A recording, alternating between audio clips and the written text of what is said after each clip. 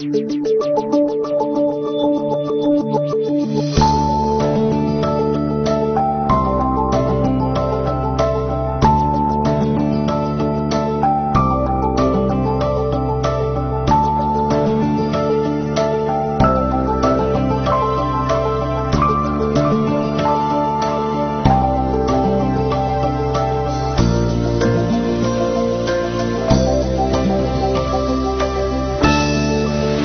I'm Dr. Bill Osmondson. I'm a general and cosmetic dentist and have been a dentist for 30 years. Before that, I received a master's in public health in nutrition and health education. For the first 25 years of practice, I promoted water fluoridation aggressively. I thought I saw the benefits. It wasn't until I actually looked at the information myself and sat down and looked at the different government agencies and the different reports and the studies that I began to realize that fluoridation was a problem. One of the first things I did is I looked at my tube of toothpaste. It says drug facts. I know it's a drug. If I were to give it to you, it'd have to be a prescription. That's for swallowing. When it comes to toothpaste, it also says don't swallow. And if you do swallow, contact a poison control center. Well, the amount of fluoride that they're talking about is a pea-sized amount of fluoride. You probably don't see that in advertisements, a pea-sized amount of fluoride. Usually when I see an advertisement, it looks more like a Dairy Queen ice cream cone. That amount is a 1/4 milligram of fluoride.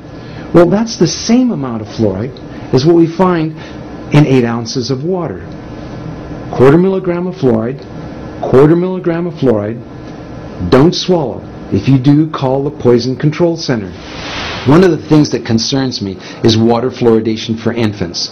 The American Dental Association and Center for Disease Control recommend that infants not receive water for drinking nor for making their formula. It's 250 times more concentrated in fluoride than mother's milk. We shouldn't fluoridate water and harm our most vulnerable. The next thing I looked at was dental fluorosis. These are the white and brown spots on the teeth. The only thing that causes dental fluorosis is fluoride. Too much fluoride ingested, usually during the developing years, birth to about 8 years of age. When I see people coming in to have treatment for dental fluorosis, I mention to them that they have had too much fluoride.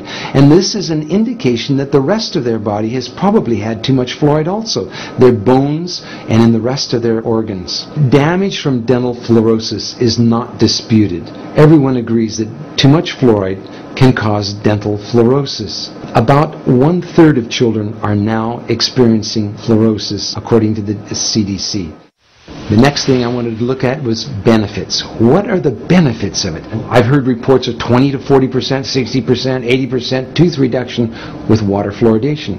So what is the benefit of water fluoridation? And I had a close look at several factors. One, comparing different countries of the world, we can see that no matter what we do on fluoridation, whether the country fluoridates or no fluoride at all, decay is reduced the same amount in all countries. We can compare states in the United States.